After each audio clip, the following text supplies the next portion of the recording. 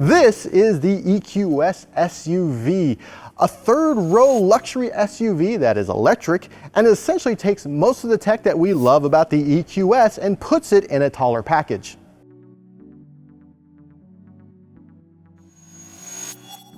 The vehicle has a target range of up to 373 miles on the European WLTP model, which means that we should expect it to come in a bit over 300 miles when the EPA tests it. It'll hit that projected range number thanks to a 107.8 kilowatt hour capacity pack. It's the same pack that is in the EQS. As for charging, it supports DC fast charging up to 200 kilowatts, and it supports plug-in charge, which means once you set up your account on this vehicle with a charging station, you can just, well, go up and plug it in. You don't have to use an app, you don't have to use a credit card, you don't have to sign in anything. The car and the charger are friends. You don't have to do anything. Plus, in the United States, you get 2 years of free Electrify America charging. And finally, it does this.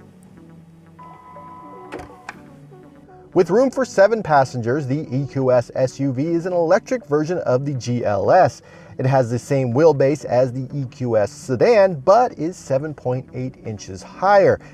As with almost every SUV introduced, it has an off-road mode, which is new for an EQ lineup. It even has a little off-road mode set up in MBUX. It has your position, it tells you your tilt and roll, your tires, it has a little compass how high you are. Ground clearance can be increased by an additional 1 inch, for rocks and stuff. Everything you would need to take this thing off-roading, although I probably wouldn't take it rock crawling.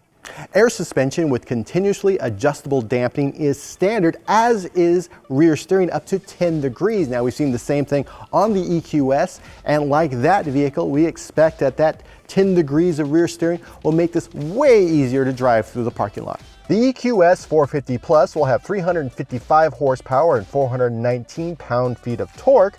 Meanwhile, the EQS 580 Matic, which is Mercedes-Benz all-wheel drive system, ships with 536 horsepower and 633 pound-feet of torque. In the front of the vehicle, you have this large grille. Behind the Mercedes-Benz logo is the radar. Right below that is a camera. And of course, you have the ultrasonic sensors. We use those mostly for parking. But also, you have a camera up there in the windshield. Inside, the 56-inch hyperscreen is standard on the 584 Matic model, and like the EQS, it has a screen for the passengers. What's cool is that the vehicle detects when the driver is looking at the passenger screen and will dim the image, to make sure the driver keeps their eyes on the road. It also has MBUX's Zero Layer, which I'm a huge fan of because essentially it's just your navigation with a few things overlaid on it, just stuff you're using at that moment. Here in the back of the vehicle, if you're concerned about cargo space, don't be. If you have the second and third rows folded down, you get 74 cubic feet of space. Now, if you just have the third row folded down like we have here, you get 31 cubic feet of space. Now, if you have the third row folded up, and this area right here, you only have 7 cubic feet of space, and that's essentially enough room for some carry-on bags.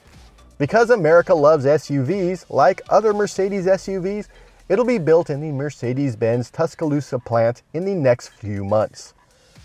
Design-wise, it's using the same design language that we've seen on the EQS and the EQE, but I think here on a larger vehicle, on a taller vehicle, the design comes off a lot better. And it's very sleek looking, and it all comes down to design and the way, like this A-pillar, the angle of this A-pillar is very, it's very swoopy, and it just sort of comes down all the way to here, and it has this very nice clean wave, and then right here in black you have a spoiler and everything, but it just sort of disappears and creates this very seamless experience. The Mercedes-Benz EQS SUV is expected in showrooms this fall. So far though, we do not have information on pricing. For more automotive coverage from big blue rooms with orange triangles, be sure to subscribe to Engadget.